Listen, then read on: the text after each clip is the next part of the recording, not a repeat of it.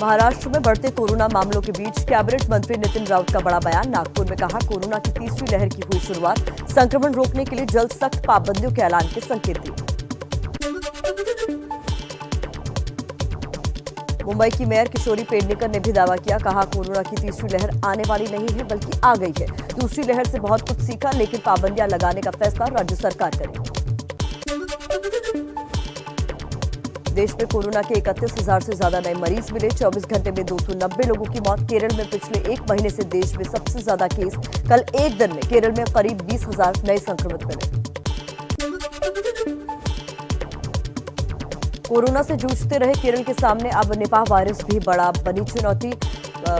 12 साल के बच्चे की निपाह से मौत की पुष्टि के बाद पूरे केरल में अलर्ट। कोझिकोड के 11 लोगों में से 3 के सैंपल पॉजिटिव पाए गए। कोरोना के अलावा डेंगू, मलेरिया और चिकनगुनिया जैसी बीमारियों ने दिल्ली एनसीआर के लोगों के लिए खतरा बढ़ाया। डॉक्टर और जानकारों ने लोगों से और भी ज्यादा सचेत रहने को कहा। दिल्ली में 100 के पार हुए इस साल डेंगू के कुल केस। अब तक 124 मामलों की पुष्टि। इनमें से 72 डेंगू के केस अकेले अगस्त महीने में ही आए। यूपी के फिरोजाबाद जिले में वायरल बुखार से पिछले 24 घंटे में 2 और लोगों की मौत, जिसके बाद मरने वालों की संख्या बढ़कर 54 हुई, जबकि बुखार से पीड़ित 428 बच्चों का मेडिकल कॉलेज में इलाज चल रहा है। फिरोजाबाद में बच्चों में वायरल बुखार के बढ़ते मामलों पर केंद्रीय हाई लेवल कमेटी ने स्वास्थ्य मंत्रालय को रिपोर्ट सौंपी। ज्यादातर मामले डेंगू के बताए, कुछ स्क्रब टाइफस के हैं और कुछ और बीमारी के भी। आगरा और प्रयागराज में डेंगू के बढ़ते मरीज। आगरा में अब तक 27 और प्रयागराज में 14 डेंगू के मरीज सामने आए। स्वास्थ्य विभाग की टीमें घर घर सर्वे में जुटी। दवा का भी छिड़काव किया गया। बरेली में मलेरिया के करीब 1500 मरीज। एक बच्चे की मौत भी हुई। जिला अस्पताल में रोजाना 4000 से ज्यादा मरीज इलाज के लिए पहुंच रहे हैं। सभी स्वास्थ्य केंद्रों पर फीवर डेस्क बनाए गए। बिहार में वायरल बुखार तेजी से बच्चों को अपनी जद में ले रहा है। मुजफ्फरपुर में पिछले 24 घंटे में 100 से ज्यादा बच्चों को वायरल। 250 बच्चे पहले से ही अस्पताल में भर्ती। डॉक्टर बोले, पैनिक न करें लोग। पटना में बिहार के सबसे बड़े अस्पतालों में से एक एनएमसीएच में निमोनिया, बुखार और सर्दी खांसी से पीड़ित बच्चों की संख्या में लगातार इजाफा, लेकिन कम पड़ रहे हैं बच्चों के लिए बेड। एक बेड पर 2-2 बच्चों का हो रहा है इलाज।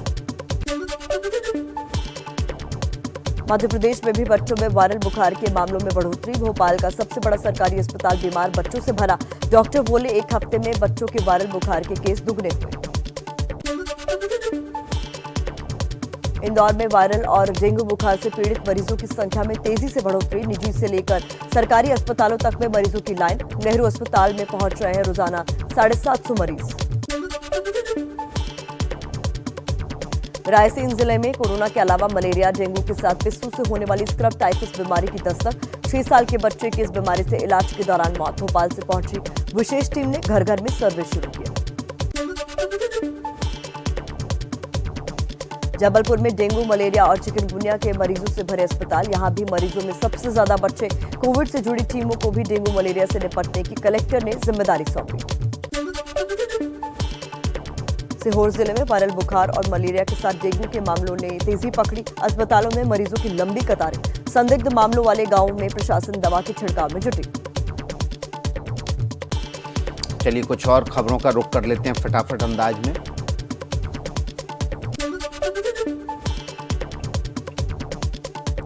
मुंबई समेत महाराष्ट्र के कई इलाकों में भारी बारिश और जलजमाव। घाटकों पर, अंधेरी और चर्चगेट जैसे कई इलाकों में पानी भरने से ट्रैफिक दिखा सुस्त। महाराष्ट्र के कोंकण क्षेत्र में कल तक भारी बारिश का येलो अलर्ट जारी। मुंबई में भारी बारिश से अंधेरी सबवे में फिर पानी भरा। एहतियातन सबवे को बंद किया गया। हालांकि हिंद माता, सायन और गांधी मार्केट जैसे निचले इलाकों में रात तक जलजमाव था।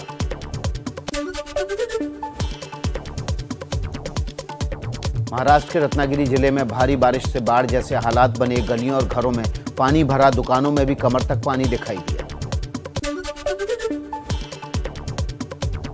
बुल्ढाना जिले में मूसलाधार बारिश से सभी नदियों नाले उफान पर। किसानों की ज्यादातर फसलें चौपट। प्रशासन के मुताबिक 2 युवक और 5 जानवरों के बहने की भी सूचना मिली। महाराष्ट्र के परभणी में भी लगातार बारिश ने लोगों की मुसीबत बढ़ाई। जगह जगह पानी भरा, सड़कों पर लोगों की गाड़ियां तक बंद हो गई। यूपी के गोंडा जिले में घाघरा और सरयू नदी का पानी घटा, लेकिन बाढ़ से प्रभावित इलाकों में जमीन का कटाव जारी। डरे सहमे लोग घर छोड़ने को मजबूर। एमपी के अशोकनगर में स्कूल से घर लौट रहे बच्चों ने फंती नदी पार करने की कोशिश की। 2 से 3 बच्चियां बहने से बाल बाल बची। एक साथी ने छलांग लगाकर बहने से बचाया। उत्तराखंड के नैनीताल में गर्ल्स हॉस्टल के नीचे की जमीन लगातार धंसने से दहशत का माहौल। एक हॉस्टल खाली कराकर छात्राओं को दूसरे हॉस्टल में रखा गया। जमीन धंसने से हॉस्टल में कई जगह दरारें पड़ी। ऋषिकेश में रानी पोखरी पुल फिर से टूटा। रात में तेज बारिश के बाद बह गया पुल, जिससे आवाजाही पूरी तरह से ठप। प्रशासन कुछ समय पहले बनाया पुल भी बहा, वैकल्पिक मार्ग भी बहा। रुद्रप्रयाग जिले में भारी बारिश से जगह जगह लैंडस्लाइड। बद्रीनाथ हाईवे पर भी कई जगह पहाड़ी हिस्से टूटे, रास्ते बंद, सैकड़ों लोग फंसे। रुद्रप्रयाग में पहाड़ी मलबा गिरने से जेसीबी और कई मशीनों को भी पहुंचा नुकसान। अलकनंदा और मंदाकिनी नदियों का बढ़ता जलस्तर भी खतरा बना। बेलनी पुल के नीचे शिव मूर्ति पर हुई जलमग्न।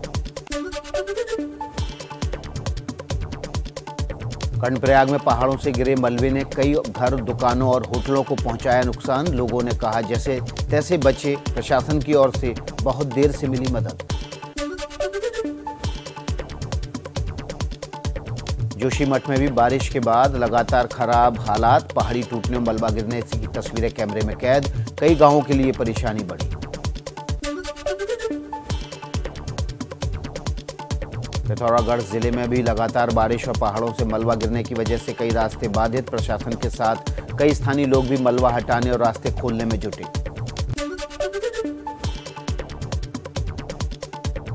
तेलंगाना का वारंगल जिला, जिस पिछले हफ्ते भर से हो रही बारिश की वजह से बेहाल, सड़कें और कई इलाके जलमग्न। प्रशासन ने रेड अलर्ट जारी किया, निचले इलाके खाली कराने को कहा। वारंगल में स्कूल से लौटती 3 बच्चियों को लोगों ने बहने से बचाया। रस्सी की मदद से निकाला। दूसरे इलाकों में बाइक सवार किसी तरह बहने से बचा, लेकिन बाइक को नहीं बचा पाया। तेलंगाना के करीमनगर जिले में भी भारी बारिश से कई इलाकों को जलमग्न किया। घरों में पानी घुसने से दिक्कतों से जूझ रहे हैं लोग।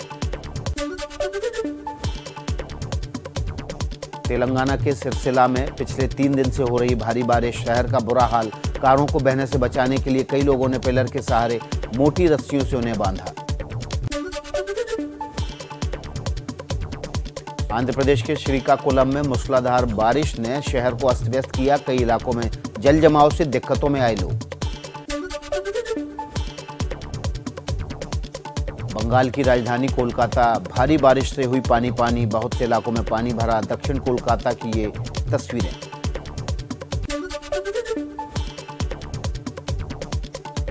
दिल्ली एनसीआर में कल से रुक रुक कर हो रही है बारिश। मौसम विभाग के मुताबिक आज भी हल्की बारिश होती रहेगी। फिर कल 5 से 6 दिन तक तेज बारिश का अनुमान।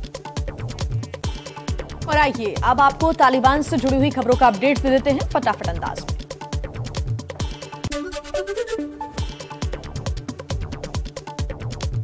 अफगानिस्तान में तालिबान की अंतरिम सरकार का हुआ ऐलान। मुल्ला हसन अखुंद को प्रधानमंत्री, मुल्ला अब्दुल गनी बरादर और मौलवी अब्दुल सलाम हनाफी को उप प्रधानमंत्री की जिम्मेदारी मिली। कुल 33 मंत्री बनाए गए हैं। अंतरिम सरकार में सिराजुद्दीन हक्कानी को गृह मंत्री, मुल्ला याकूब को रक्षा मंत्री और अमीर मुतक्की को विदेश मंत्री बनाया गया है। मुल्ला हिदायतुल्लाह बद्री को वित्त और नजीबुल्लाह हक्कानी को सूचना प्रसारण मंत्रालय की जिम्मेदारी मिली है। किसी भी महिला को जगह नहीं मिली। संयुक्त राष्ट्र सुरक्षा परिषद की प्रतिबंध सूची में तालिबान के नए पीएम मुल्ला हसन अखुंद का नाम है।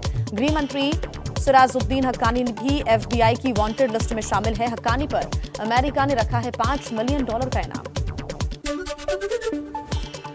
तालिबान की सरकार को मान्यता नहीं देगा अमेरिका। राष्ट्रपति जो बाइडेन ने कहा तालिबान को स्वीकार करना बहुत दूर की बात है। अफगानिस्तान में तालिबान की नई सरकार पर रूस का बड़ा बयान, कहा अभी मान्यता देने पर फैसला नहीं किया। काबुल में विरोध से डरा तालिबान, पाकिस्तान के खिलाफ प्रदर्शन कर रहे लोगों पर फायरिंग की। पंजशीर की जंग में पाकिस्तान के शामिल होने पर अफगानों में जबरदस्त नाराजगी। काबुल में पाकिस्तान के खिलाफ जोरदार प्रदर्शन, आजादी की मांग को लेकर सड़कों पर उतरे लोग, 100 से ज्यादा महिलाएं भी प्रदर्शन में हुई शामिल। काबुल में पाक दूतावास के सामने भी महिलाओं का प्रदर्शन, पाकिस्तान मुर्दाबाद के लगाए नारे। विरोध से बौखलाए तालिबानियों ने महिलाओं को कोड़ों से पीटा। काबुल में प्रदर्शन की कवरेज के दौरान गिरफ्तार तुलु न्यूज के कैमरा पर्सन को तालिबान ने छोड़ा, कैमरा भी लौटा दिया है। अफगानिस्तान में कई शहरों में पाकिस्तान के खिलाफ जोरदार प्रदर्शन हो रहा है। हेरात में तालिबानियों की फायरिंग में 2 प्रदर्शनकारियों की हुई मौत, 8 लोग हुए हैं घायल। तालिबान ने प्रदर्शनकारियों को नियम कायदे में रहने की चेतावनी दी है। कहा है कि प्रदर्शन विदेशों से प्रायोजित है, हमारे पास प्रदर्शनकारियों से निपटने के लिए ट्रेंड पुलिस नहीं है। तालिबान ने अफगानिस्तान को भी सीपेक में शामिल करने की मांग की है। सीपेक चीन पाकिस्तान के बीच इकोनॉमिक कॉरिडोर है। पंजशीर में नॉर्दर्न अलायंस का नरसंहार का दावा, कहा पाकिस्तानी सेना नागरिकों का कत्लेआम कर रही है। पंजशीर के बड़कुल में आम लोगों के घरों को बनाया जा रहा है निशाना।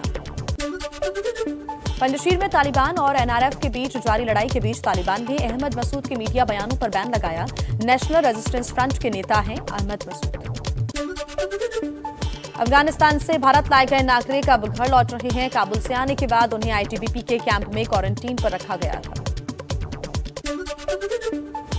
आज सुबह 11 बजे केंद्रीय कैबिनेट की बैठक, सूत्रों के हवाले से खबर, टेलीकॉम और टेक्सटाइल सेक्टर के लिए राहत पैकेज को मिल सकती है मंजूरी।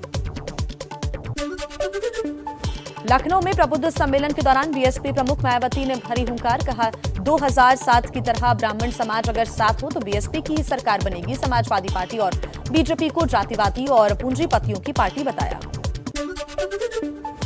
प्रबुद्ध सम्मेलन में बीएसपी महासचिव सतीश चंद्र मिश्रा ने मायावती को गणेश की मूर्ति भेंट की है। सतीश मिश्रा की पत्नी कल्पना ने त्रिशूल दिया। लखनऊ में आयोजित बीएसपी के प्रबुद्ध सम्मेलन के समापन कार्यक्रम में कार्यकर्ताओं ने लगाए हर हर महादेव के नारे। एआईएमआईएम प्रमुख असदुद्दीन ओवैसी के मिशन उत्तर प्रदेश का दूसरा दिन आज सुल्तानपुर में जनसभा को संबोधित करेंगे। अयोध्या में बीजेपी पर साधा निशाना, कहा बीजेपी को फैजाबाद के नाम से जलन क्यों। अशफाकुल्लाह खान को फैजाबाद जेल में दी गई थी फांसी।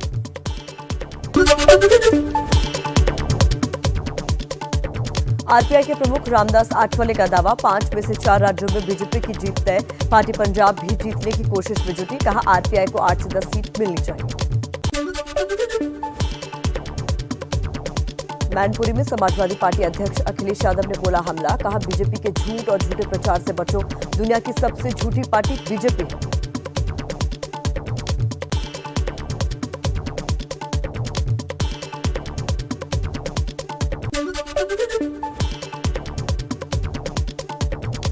कांग्रेस का मिशन यूपी, पार्टी महासचिव प्रियंका गांधी 10 और 11 सितंबर को लखनऊ में रहेंगी। प्रदेश चुनाव समिति और सलाहकार समिति के साथ बैठक करेंगी।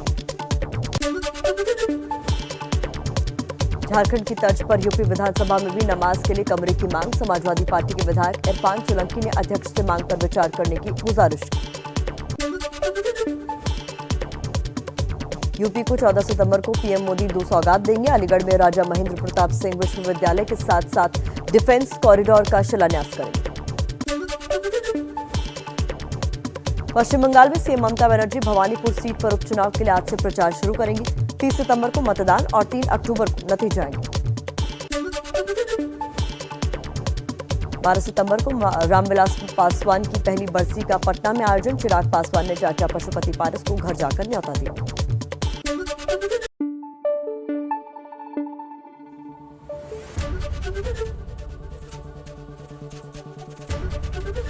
एबीपी न्यूज आपको रखे आगे।